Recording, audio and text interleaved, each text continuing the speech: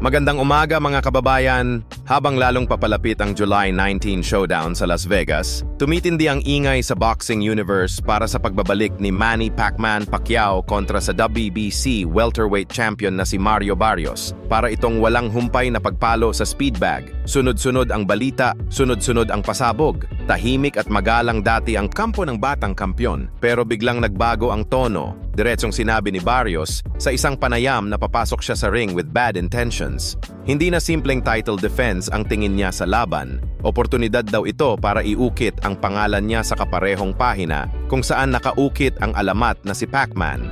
Business ang laban at ang business plan niya ay dominasyon. Kasabay ng tapang na iyon, may bagong spark na nagiinit sa debate. Si Brian Norman Jr., sariwa pa sa panalo kontra kay Giovanni Santillan, ay naglabas ng hamon kay Pacquiao.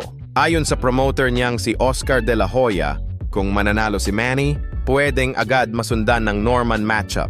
Nagiging malinaw na baka hindi one and done ang comeback. Posibleng 2 o 3 blockbuster bouts pa ang sumunod kung mag-align ang mga bituin.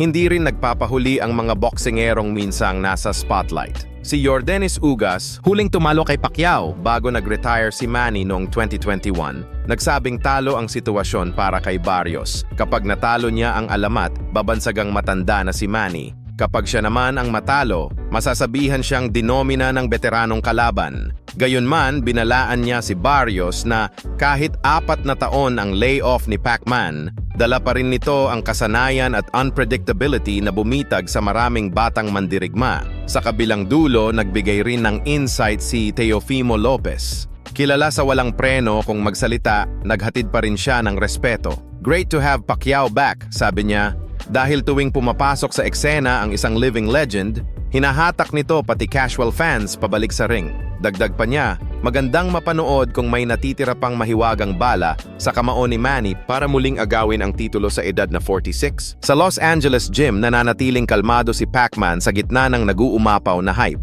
Kita pa rin ang trademark footwork, kidlat bilis na kombinasyon at halos perpektong timing habang nagmi-mitwork kasama ang kanyang trainer. Kapag tinatanong kung gaano kahanda, simple lang ang tugon, 100%. Kaya ang tanong ngayon, magiging George Foreman-style fairy tale ba ang pagbabalik ni Pacquiao o may sorpresa bang twist mula kay Barrios? Siguradong nakatutok ang mga mata mula Manila hanggang Vegas, General Santos hanggang Buenos Aires. Sa boxing, habang kaya mo pang bumangon at may pusong handang lumaban, palaging may dahilan para muling sumampa sa entabladong bakal.